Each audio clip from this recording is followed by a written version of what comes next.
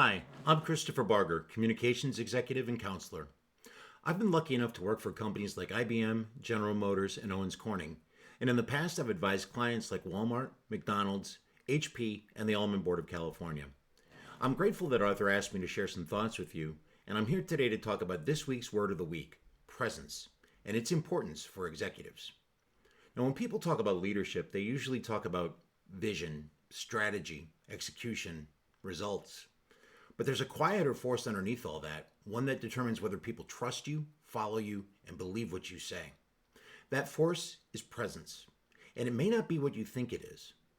Presence is not charisma, it's not volume, and it's certainly not about how fast you talk or how many rooms you command. Charisma is outward, but presence is relational. Presence is the experience people have of you while you're with them. And here's an uncomfortable truth. Most executives and leaders are physically in the room, but often we're mentally somewhere else. We're thinking about the next meeting, the emails we haven't answered, the number or numbers that didn't move the way we thought they would, the customer whose problem hasn't been solved yet. And people can feel that.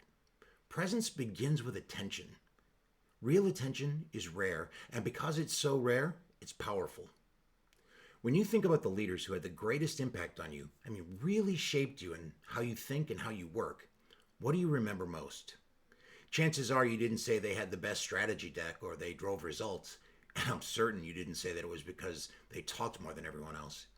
It was because when they looked at you, they were there. They made you feel seen. No rush, no scanning the room to see who else was there, no checking out halfway through your sentence. Presence is not about being the loudest or the most important one in the room. It's about being the most available one. For executives, this matters because leadership today is not about control, it's about credibility. The world's an incredibly fast-paced place. Distraction is the default for so many of us anymore. Everyone is overinformed, underattentive, and moving very, very fast. So when someone gives you their full attention, it stands out. It changes the energy in the room. Here's the paradox. Presence slows you down and makes you more effective. It slows the moment, but sharpens the outcome. Presence reduces rework. It shortens meetings that matter.